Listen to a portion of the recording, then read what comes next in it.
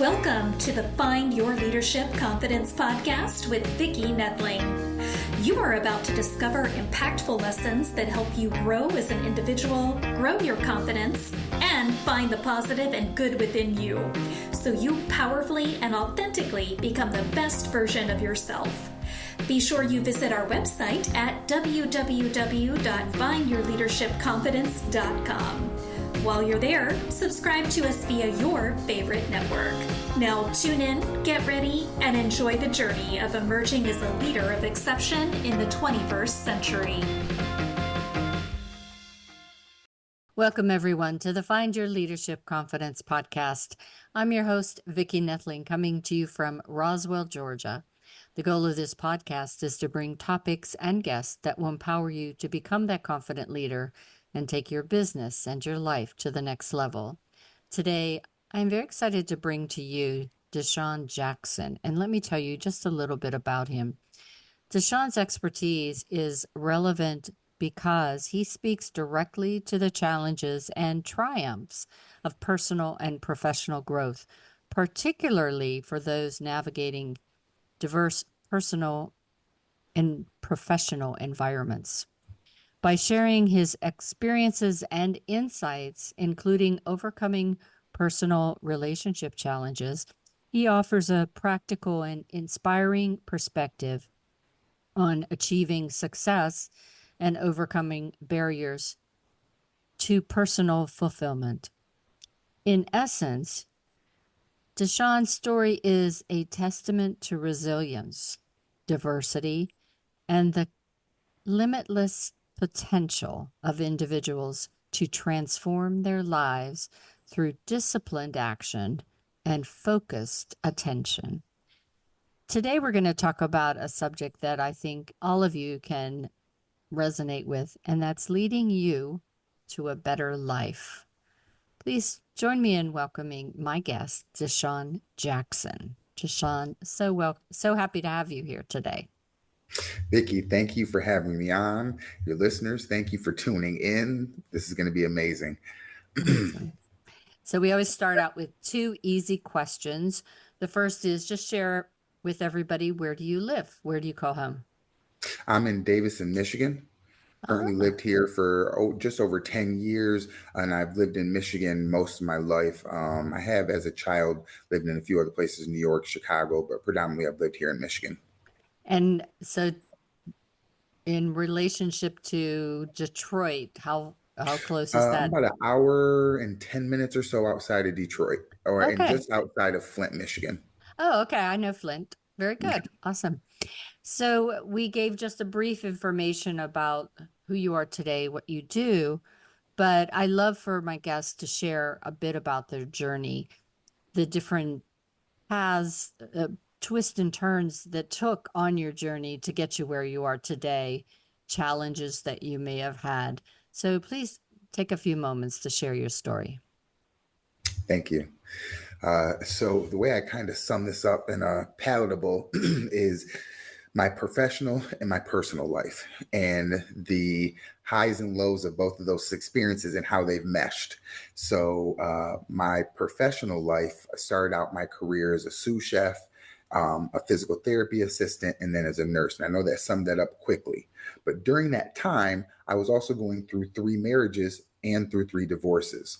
So it was through the combination of those experiences, I realized that at those times, I could have taken those divorces, those career changes, and I could have looked at that as adversity, or I could look at it as it was fuel. And I found a way to, when I was going through those times, to look at it as fuel. It was motivation. It was pushing me through. So now when I get to my current position, I can use those experiences. And when I work with people in mental health currently as a psych nurse, I sit in a classroom where I am in with 20 to 30 people, and they all have reasons why life is working against them. Yeah. And with my experiences, I can tell them it's perspective, and life is actually working for you if you can find a way to look at it that way. Yeah, because really, if you think about it, each of those things, someone else on the outside might be looking at as like Deshaun failed here, or she failed there, or whatever, and such diverse jumps, from a sous chef to what you do as a psych nurse. I mean, it's really a big jump. But I love that you expressed how you found those as opportunities to really develop and grow. So I'm sure we're going to talk more about that as we progress here. So you talk about life or elite life mindset coaching. And so share a bit about that. So let me give you the example I use. In life, we all experience death. There is no one on this planet that has not Yes. or will not at some point experience death. And Mhm. in that moment, it's not the death that cripples us. It's actually our emotions and our reaction to the death. And if we find a way, instead of in that moment letting it cripple us and having us ugly crying on the floor because it's so painful, or we can use it as motivation and fuel to push us and motivates us. I get that every death we experience is traumatic. We all experience it, but it is ultimately how we look at it and our reaction to it that shape our experiences to it and ultimately our mental health. Yeah. When I was just married, I guess my youngest daughter was about 3 or 4 years old, and my mom's only brother was like a second dad to me. And for years, probably 5 years prior to this moment, he had developed really at an early age diabetes. So in terms of he had a back injury, had to get a rod put in his back, which caused this very active, very vibrant man to all of a sudden have limits placed on him.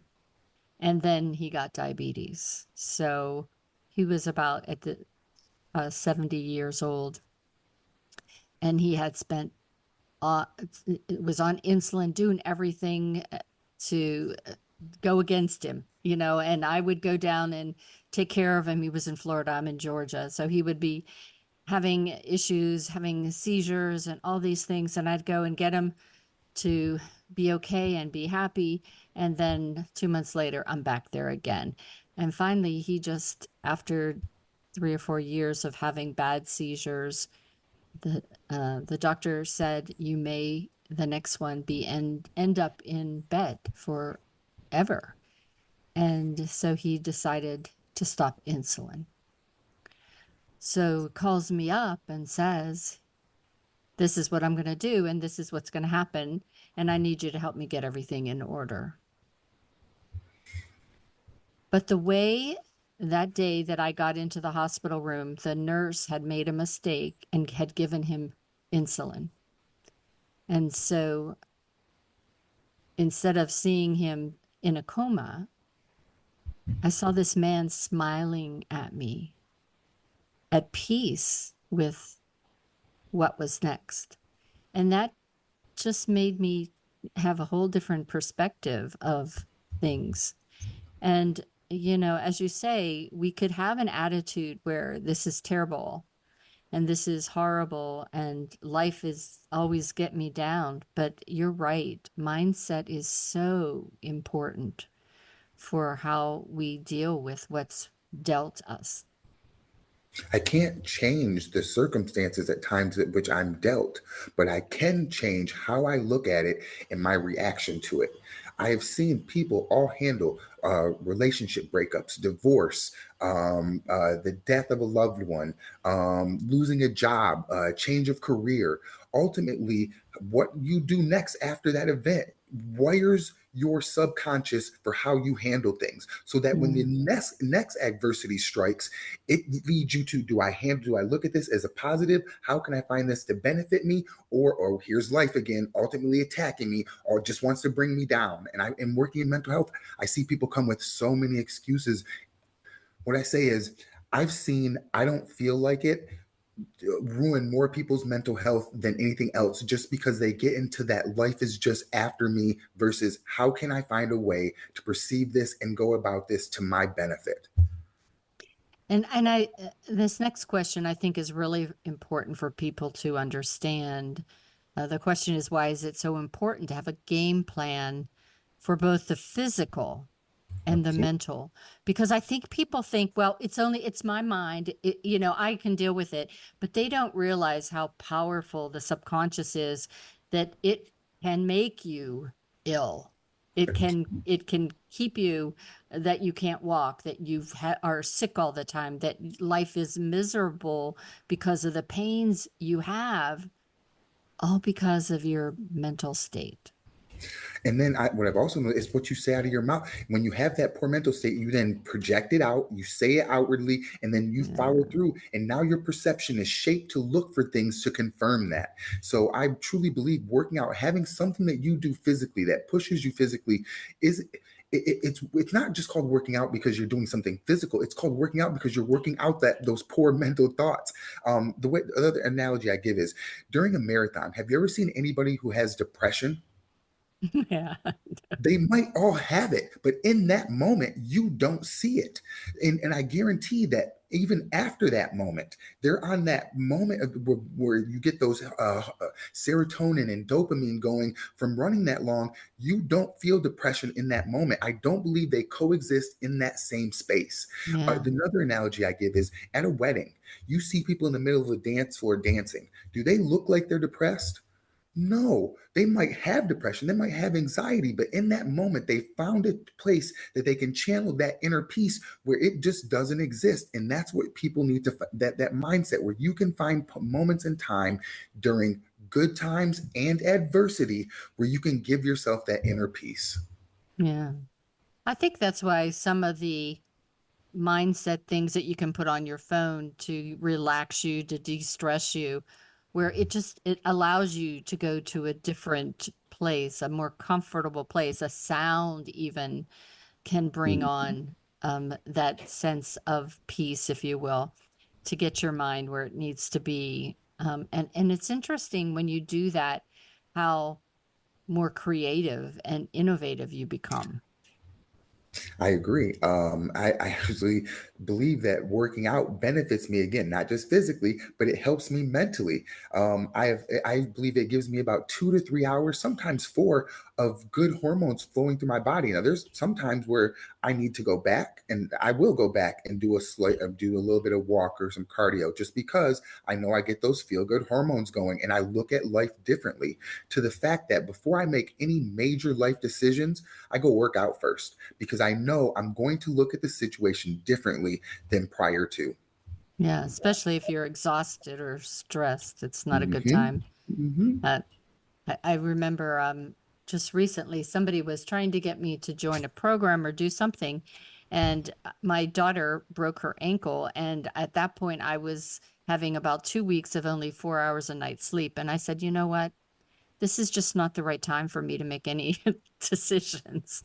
Yeah, absolutely. Yes, it is okay to say that and take your space into, your mental space and what you need, or set boundaries or limits on what you can do at the time. Absolutely. Mhm.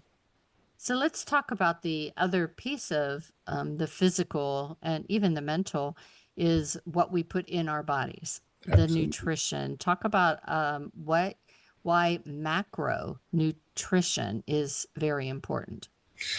Your gut is your second brain. What you feed yourself ultimately fuels yourself. This is Yeah. vitally important. Um, Macronutrition, your protein, fats, and carbs, your essentials that you need to fuel yourself, is what I teach and preach. So knowing what's on your plate is ultimately essential. Today's culture, we like to go out and eat. Today's fast food restaurants or even sit down restaurants typically are twice the size of what you should be eating in a setting. So if you're not tracking, what I say is you're guessing. And typically, Mhm. if you're not, you're putting on calories and putting on weight because you're overeating. Now, are there some parts of us, some people that tend to undereat? Absolutely. I tend to notice again in my sphere that we tend to, in this culture, we have access to food 24/7 all day long. Our fridge is less than 7 feet from us, full of whatever we like. And we have a grocery store that's, usually typically not too far from us if we want more of whatever we like. So I just try to make sure holding yourself accountable with what you eat and knowing what good protein sources are: lean meats, fats, avocado oil, uh, uh, then a brain fart. And, That's um, okay. and then knowing what your carbs are, good carb sources. So, oatmeal, Yeah, a yeah. great source. So, yeah, I know whenever I did medical weight loss, I had to write down everything I ate, not just at the mealtime, but everything that I ate. And it makes you aware of when you snack and what you snack and how much you eat and how your body and your mind react to those foods. And same thing with my dad has diabetes as well. And so he has now, in the beginning, it was tough. It's like, Dad, don't eat that. You know, it's gonna, and no, no, no. But then he started to notice his numbers and how they changed, they changed when he exercised. So here he is, almost 90 this year, going to the gym every day, working out because he noticed the love difference that it. made. Your story about diabetics is a perfect analogy to that, and what happens when high blood sugar in the body and what it does. It's almost like toxic to the environment, and Mm. that's why essentially if people struggle to get their A1C down, they're at options of, sometimes they have to have surgery and eye glaucoma and eye difficulties. So yeah, that's a Yeah. perfect analogy. Yeah. And he's not had to go on insulin. This is about the 8th year now. He just controls it with diet. That's beautiful. And Yeah. that again highlights what happens if Hmm. you get your diet under control. And if, for example, I imagine he's not eating at a bunch of fast food restaurants anymore. He's not eating at McDonald's anymore. Yes, or he's not eating sugary snacks, not in high quantities anymore. He Right. might have an occasional time where he can enjoy himself, and absolutely at 90 he should. But he understands by what you're saying, going to the gym and the benefits and long life and longevity. Yeah. And immediately sees it in the numbers the next day. He may have a little regret, even though he had the enjoyment the night before with eating that thing. He knows, okay, well, I can only do that now and then. So talk about the power of incantations and how they help manifest your achieving a better life. So we can say this across multiple disciplines. We can say incantations, we can say positive affirmations, we can say faith without works. I can go across multiple disciplines, but we're talking about the same thing. It's about what you think, what you say, and how you react. So I don't care what faith, what space you take it into, whether it's a mental health discipline or you bring it to a life coach sphere. What we're talking about is being able to, when adversity strikes, or you do something self inflicted, that you can talk to yourself positively. There is nothing gained to your advantage when you talk to yourself negatively to a situation and you feel down about it. So, being able to talk positively and then react to the situation in a way that benefits you. Ways Mm. in mental health that I see is people isolate. Isolation in no way benefits you. Yeah. I see people not wanting to reach out to their friends and family or their supports. We are not an island. We need people around us. We are social creatures. So knowing that even when you feel low, reaching out to your supports. And the key I find in some of these examples is in doing it when you don't feel like it, when you don't want to. Because I'll notice that when you don't want to, you tend to not do things for yourself that are important. So, Yeah. like speaking positively, positive affirmations, I'm beautiful, I'm powerful, I love myself, whatever you have to say. I tend to use songs because I find that using songs biohacks your mood, and it makes Yeah. it a little easier because somebody else has kind of given me a little template that I can use. So using those type of keys and cues help push me and motivate me and give me a better mindset of myself, and also realizing in the end I can only affirm myself. And in that, it gives me power. Yeah. Nobody else is going to affirm me more than me. So I need to always remember that. And I think you look at it, you can look at it the other way too. We talk negatively to ourselves worse than we would ever expect or accept from anyone else. Somebody else. Absolutely. And we have to check ourselves when we do that.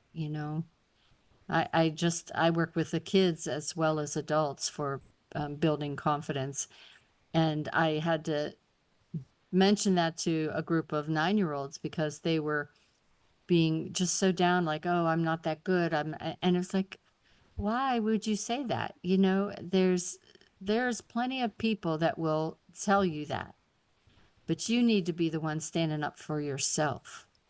You need to be the first one to cheer yourself on. There's plenty of people that can do that for you, and how you react to how they do that. If you are always seeing the good that you are, then it's easier to just push aside what they say. What you're talking about is, and I see it working with youth and adults, they hear the negative inner voice and then they believe it like it's fact. Yes. Like it is fact. They have no proof to believe that any of that is real. But because they had a negative thought, or maybe somebody said something negative to them, now they internalize it and it is part of their belief or core system. And and this is what I try to tell people. And when I teach with whether clients or patients, that you have to be able to set that boundary. You don't have to adopt their thoughts or accept that negative thought pattern. So, what do you wish you would have known when you were 20 that might have helped you along in this journey today? It was definitely the thought pattern. I had a lot of negative beliefs that I didn't, nobody taught me, nobody educated me and realized, Deshaun, that's just, you can do this. You can push past those limits. And so in adopting those, it took decades to learn that, oh, wait, we all have these. They have those too. The guy next to me had them. The person I look up to has them, but they're dealing with them in ways that I didn't quite know. And so some of it, I just have learned it's knowledge. Sometimes you don't know anything about money or finance. Well, have you been educated? Has somebody taught you? You don't know anything about real estate? Well, has somebody educated you? So I didn't have the knowledge until I met my coach. And then now I've learned a lot of that experience. 20 years ago, had somebody came along and told me, don't listen to those negative beliefs, I think it'd have been a lot different. I know. And I often say that my job is to help people unlearn, because a lot of what the negative things we have are replays of things that the people we love the most, or who should be loving us the most, have said to us, and doing it because there's no manual, but doing it because that's what maybe they have high expectations for us of what we should do. A lot of the students I have are from a Asian culture, and they come in and they're just so tired of learning and being in school, and there's such a high expectation for perfection, and I'm they're saying perfection is not realistic. It's I do your best, be your best, but that doesn't mean that it's perfect. Absolutely. Absolutely. Best on Tuesday might look best different on Thursday. It is not a continuous best that continues to rise without it. In fact, I love showing the sphere. This is best. This is your best. This is what it looks like. You don't continue to rise as your best. That's not how it looks. Yeah, because each day is going to be different, and how you react to that. So now that you have this journey as the coach, what's next for you? So, in the next 5 years, my goal is continue to use my psych nursing to help train me. Every day, I sit in with 10 to 20 youth which or adults, multiple days dealing with mental health issues, suicidal thoughts, depression, anxiety, you name it, past traumas, rape, abuse. So this is a fertile ground for me to hone my skills. And as the way I look at it is that it's 20 against one. So I have to be on my game every day and coming in to work with people and help people. And in that 5 years, I want to use my business, the Psych RN Fit, to transition out of nursing and to transition full time into helping people in the online sphere. And the way I look at it is when I transition online, I have the ability to help people with no cap. I have the ability to help people worldwide to bring a greater message into a greater sphere. So that's how I want to try to help and impact. And I think as a coach, you are doing all the things that we just talked about. You're not only talking to them about the mental piece as an RN psych nurse, but you're also talking about how your gut is important, how your physical activity is important, nutrition, all of those things that will help them achieve that best for that particular day, so they can have a better life. I agree. That's the ultimate goal anyway. I have yet in my career met anyone who's ever come to me and said, Deshaun, and be admitted and said, I want to feel worse. I want to have I want to have a worse day. I want to have more depression. I want to have more anxiety. It doesn't exist. People don't think like that. They want to be better. They want to do better. They want to achieve better. So why not get on a team? Let's figure this out. Get a coach, get a mentor. Usually we need help in some way. Somebody that can give us a little knowledge, a little bit of, like the way I say at work, I don't have knowledge that nobody else knows. I'm just a facilitator. I help bring this knowledge to you just a little bit easier so you can access it and use it. But you can find anything I say anywhere that's been reproduced before. Yeah. It's just how are you looking? Yeah. And connecting. And connecting. All right, it's time now for me to share my slide. And that's the contact information for Deshaun. If you're just listening, you know I'll read the information, but everything is on my YouTube channel, Vicki Noethling. So please subscribe, as well as my findyourleadershipconfidence.com website, where the show notes will be there. Facebook, if you just search Deshaun Jackson, which is Deshaun and then Jackson, you'll find him, as well as Instagram, if you search Psych RN Fit, that's PSYCHRNFIT, Psych RN Fit.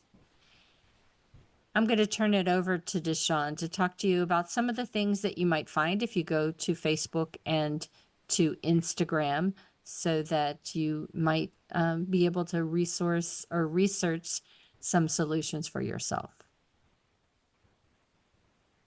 So my name is Deshaun Jackson. Nice to meet everybody. My brand is the Psych RN Fit.